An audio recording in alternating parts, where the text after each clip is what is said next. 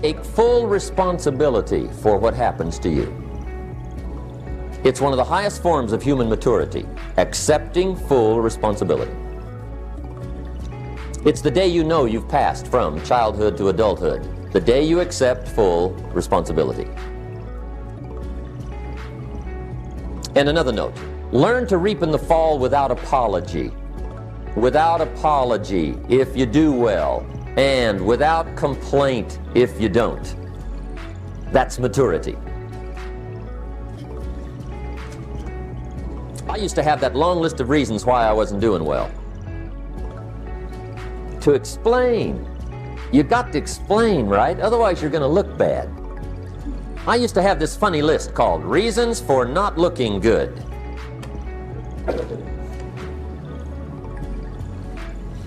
I used to blame the government. I mean, you can believe that or not. It was at the top of my list. I had a lecture second to none. The government. That was on my list. I used to blame taxes. Look what you got left after they take everything. And they expect you to do well. That was on my list there. Prices, that one's easy, right? You walk into the supermarket with $20, come out with a little half bag. So I had that on my list. I used to blame the weather. I blamed the traffic. I used to blame my car. I blamed the manufacturers. I used to blame the company. I blamed company policy. I used to blame the training program. I blame my negative relatives. They were always putting me down. I blame my cynical neighbors. They're just selfish, looking out for themselves. Won't loan you money? They were on my list.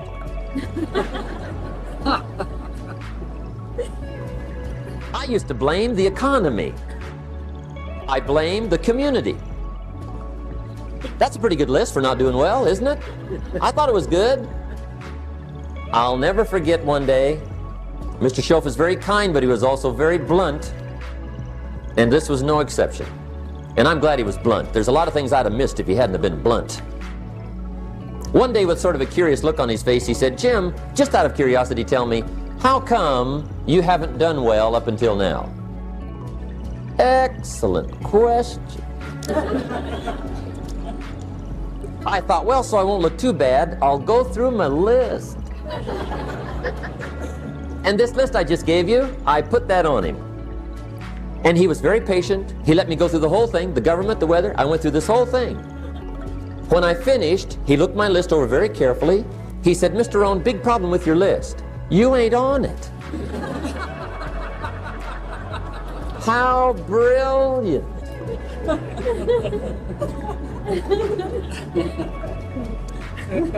When I went to work for him a few months later, I learned very quickly to tear up my list, reasons for not doing well, and I threw it away. And I got me a fresh piece of paper. And I put one word on it. Me. There's a Black Heritage spiritual that says, "It's not my mother nor my father, nor my brother nor my sister, but it's me, oh Lord, standing in the need of prayer." See, I used to blame everything outside. And then let me give you a little philosophy that helped turn my life around. For your notes, here it is.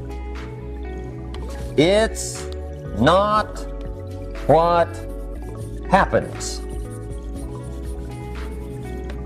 that determines the quality or the quantity of your life. It's not what happens. And the reason is because what happens to about everybody. No different. The sun went down on all of us last night. A common event, a happening. And I found out that the same things can happen to two different people. One gets rich and one stays poor. Why is that? It's because it's not what happens, but rather it's what you do that changes everything. So that's a key phrase. It's not what happens, it's what you do. What happens is about the same. You might put that in parentheses here. Same. What people do, that's what's different. Anything can happen, right? Everything can happen. I've heard all the stories. I've been one of the stories. Hey, we could all tell stories all night long, right? Happenings. Anything can happen. Have you heard of Murphy's Laws? Anybody here heard of Murphy's Laws? Okay, most of you have. Murph had these laws. One of them was, if anything can go wrong, it will. That's one of Murphy's Laws. He was not one of the great positive speakers of the day. But anyway, it's still true though, right? Anything can go wrong, everything can go wrong. For sure. I've fallen out of the sky so many times. Once to the tune of a couple of million. Devastating. Took me a while to survive that one. Now, it wasn't all that much, but it was all I had. Right? I mean, that's when it's much, right? When it's all you got. If you got 3, 2 go, you got 1 left, you ain't looking that bad. But when it all goes, has anybody been there when it all went? Anybody? Come on, the rest of you liars, go ahead. Hey, we've all been there, right? When it all went. Of course, it used to be a long time ago, right? When you ran out of money, got to 0, you were all through. Heck, now you can whistle right on by 0, right? I mean, they will bury you. That's what they will do.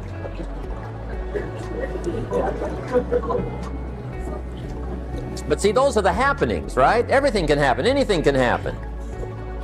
But it's not the happenings. It's what you do about it. Somebody says, yeah, but you don't understand the disappointments I've had. Come on. Everybody's had their share. Disappointments are not special gifts reserved for the poor. Everybody has them. The difference is what you do about it. It's not the weather. I used to blame the weather, and I discovered it rains on the rich. So see, that won't help.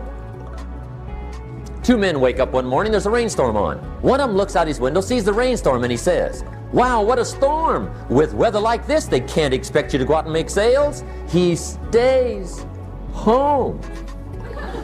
Same morning, the other guy looks out his window, sees the same storm, says, wow, what a storm. But he says, you know what, with weather like this, what a great day to go out and make sales. Most everybody will probably be home, especially the salesman.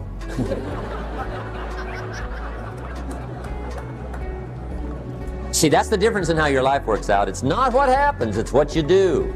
So here's one of the key questions of the evening. Starting tomorrow, what are you going to do that'll make a change in your life's direction?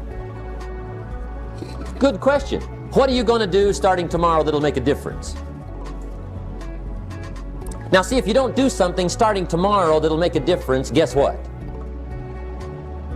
It's gonna be the same. And see, that way you can guess what the next 5 years are going to be like. Look at the last 5. Because the next 5 are going to be like the last 5 unless you, major key, tomorrow, change it all. Or change a little, or change something, or don't change. It's choice time. You can do whatever you want. But it's nice to know any day you wish you can change your whole life. What can you do starting tomorrow that'll make a difference? Good question. What can you do with economic chaos, massive disappointment? What can you do with a broken heart? What can you do when it won't work? Good question. Tomorrow, you can do the most remarkable things, no matter what happens. Let's start with that. Human beings can do unbelievable things. Incredible things. A man can do the most amazing things with the most unamazing circumstances. A woman can do the most remarkable things with the most disastrous circumstances. There's plenty of proof. I found out kids can do remarkable things. That is, if they have remarkable things to do. I also found out if they don't have remarkable things to do, no telling what they'll do. But see, kids can do remarkable things. People can do remarkable things. I'll tell you why human beings can do remarkable things. It's because they are remarkable. That's why they're not dogs, animals, fish, birds, amoebas. Humans are different than any other creation. When a dog starts with weeds, he winds up with weeds. And the reason is because he's a dog. But that's not true with human beings. Human beings can start with weeds and turn them into gardens. That's the advantage, being a human versus being a dog, turning weeds into gardens. Human beings can turn nothing into something, pennies into fortune, disaster into success. If you don't like how it is for you, change it. If it doesn't suit you, change it. If it doesn't please you, change it. If it isn't enough, change it. And I challenge you to do that because you can change. See, you don't ever have to be the same again after tonight, only by choice. If you don't like your present address, change it. You're not a tree.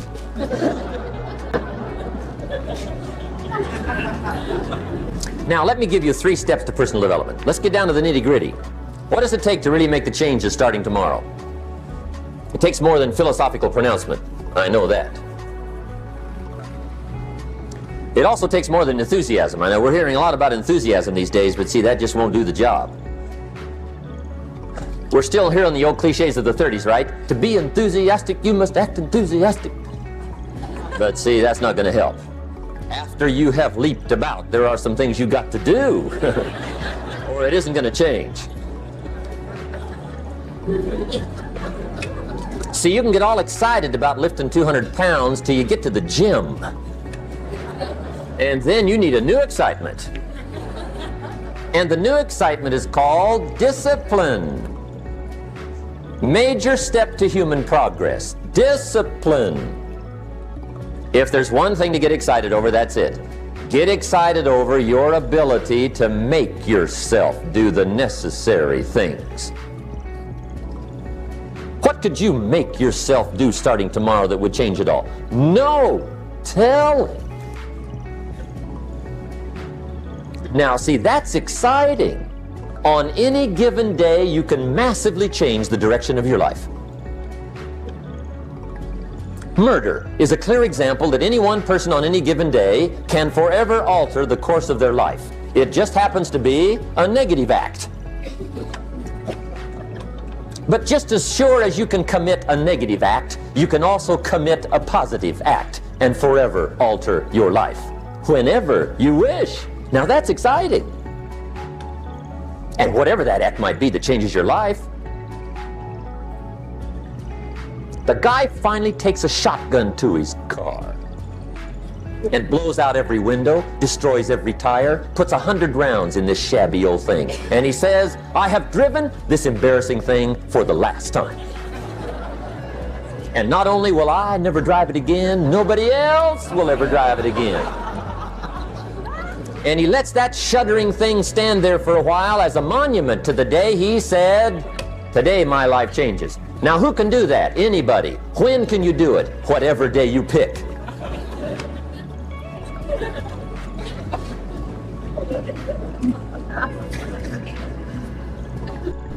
Now here's the key to discipline. Start with the little disciplines, get excited over the little disciplines, and get right on those, because those will lead to the big ones. You can't handle the big challenges in life unless you take on the little ones. Make a list of all the things you can do, get right on those, discipline yourself for those, both for the results and for the muscle and for the practice, so that when life hands you some big challenges, you'll be ready, you'll have the muscle. But see, if you don't handle the small ones, you can't take care of the big ones. Okay, here's what else it takes for life change. Self-motivation. Key phrase, self-motivation. I don't know why we call it self-motivation. It's really the only kind there is. You got to motivate yourself. Because I found out you can't change people. They can change themselves, but you can't change them. Lord knows some I've tried. But see, it won't work. People have to change themselves. I learned some of those lessons early. I built a little sales organization way back in those early days. I'm 25. And I had some nice people. I said, I'm going to make these people successful if it kills me. I almost died, right? I mean, you can't do that.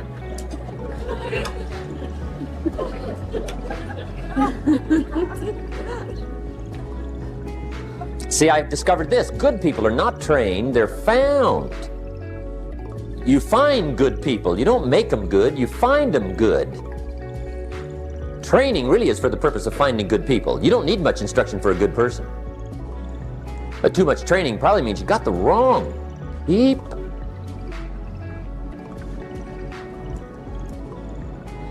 So you got to find the right people. That's the key to getting a good job done. One of the major things we learn in management, lesson 1, don't send your ducks to Eagle School.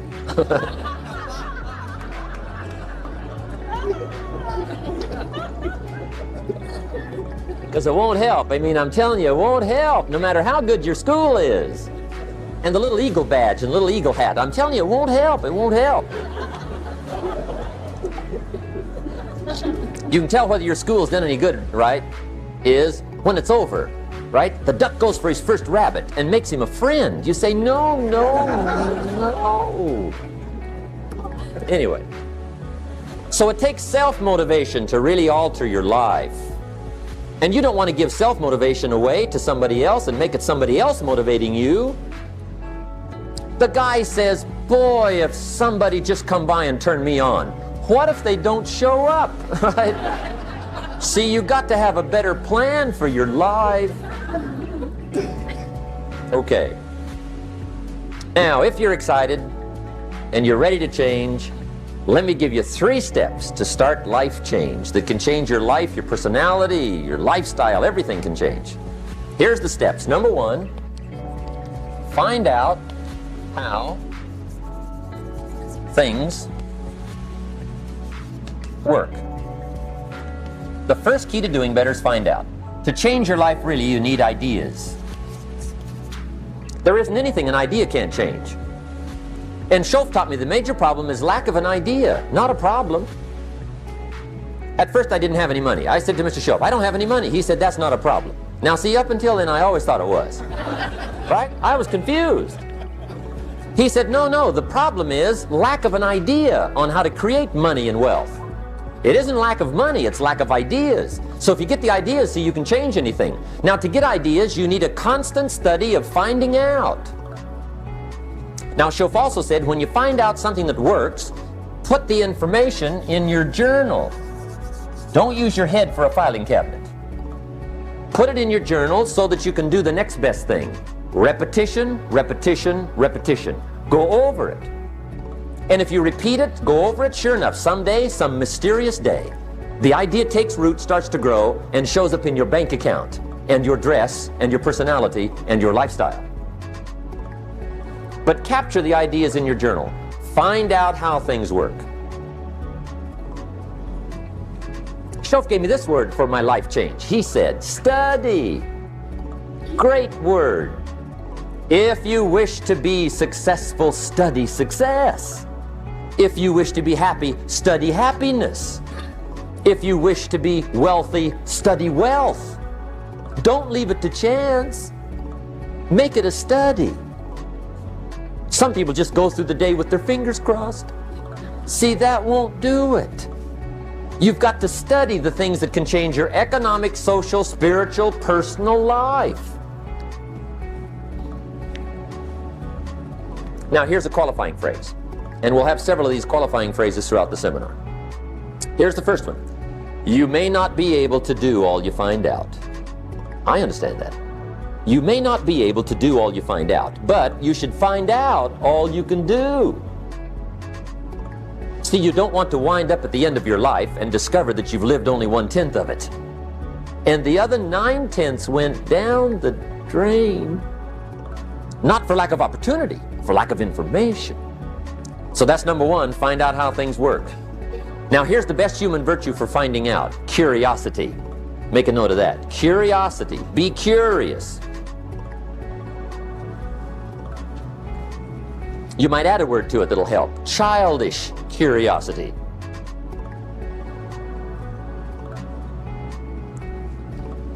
What will kids do if they want to know something bad enough? Bug you, that's the phrase. They can ask 1,000 questions. You think they're through? They got another 1,000.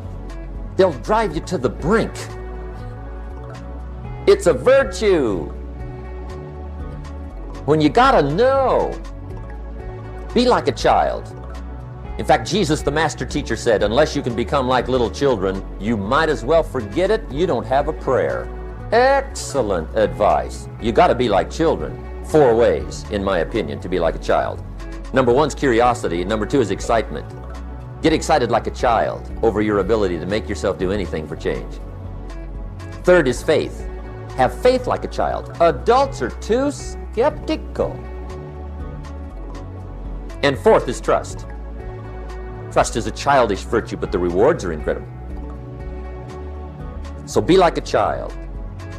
Now, if you're curious, let me give you 3 ways to find out how to change anything. Any life direction, any dimension. Here's 3 ways to find out how to change anything. Number 1 is to read. Become a good reader. All of the successful people I know and work with around the world, they're all good readers. Curiosity drives them to read. They gotta know. They just read.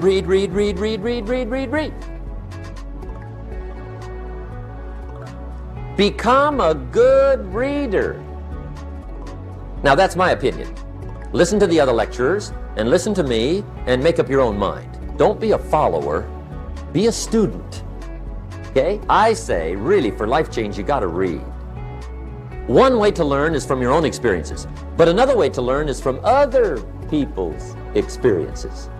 See, one book might save you 5 years if you read it. Did you know there's books on how to be stronger, more decisive, be a speaker, be a leader, have a better effect on other people, develop your personality? Did you know there's books on that? And people don't read them? How would you explain that? And they can read.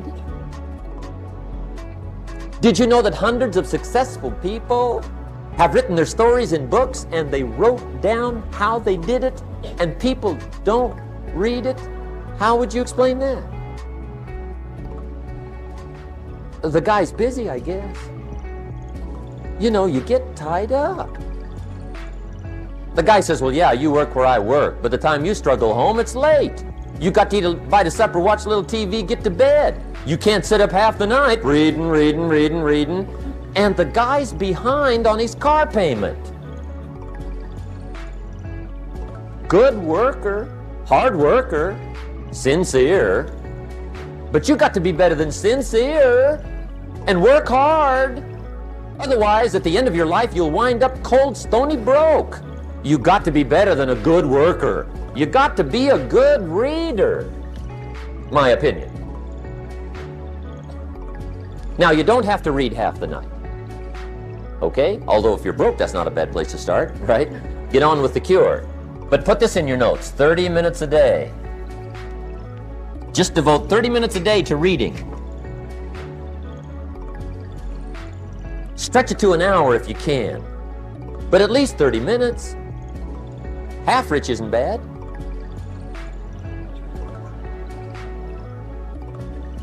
"30 minutes a day, read something positive, something challenging, something inspirational, something instructional. At least 30 minutes a day." And here's the next clue. Every day. Don't miss. Once you set this up, just don't miss. Miss a meal, but not your 30 minutes. Because you can get along without some meals, but you can't get along without some books. There's a Bible phrase that says humans cannot live on bread alone or just food. It says the next most important thing to food is words. Words nourish the mind, makes us different than animals and dogs. Words nourish the soul. So humans have to have food and words in order to be happy and healthy. I told my staff the other day, some people read so little, they've got rickets of the mind. They're undernourished mentally.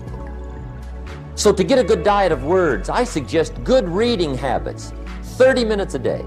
Now, some people don't read because they don't read well. I understand that. And the national average is fairly poor. People have fairly poor reading skills. They're still trying to operate on awkward old skills of the past, right? Reading one word at a time. And with such poor skills, when you read, the mind usually wanders.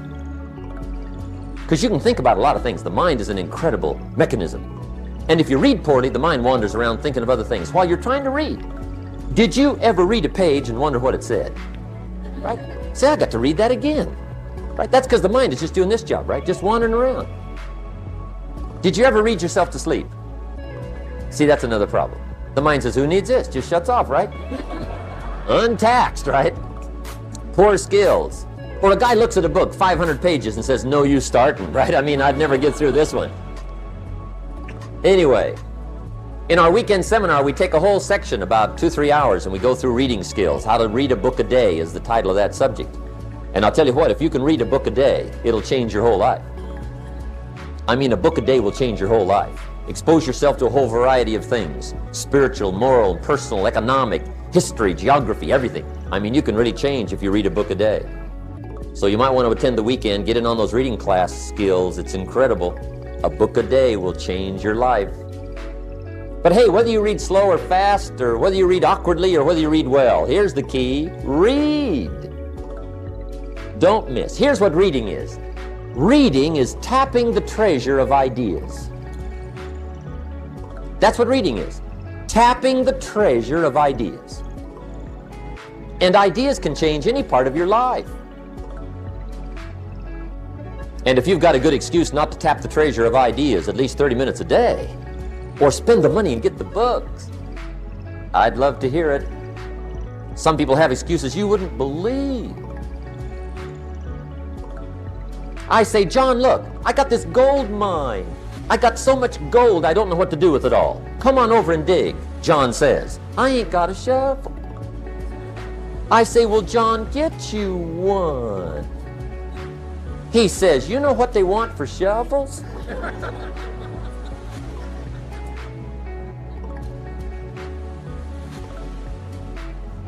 Let me give you the 2 books that started my library at age 25.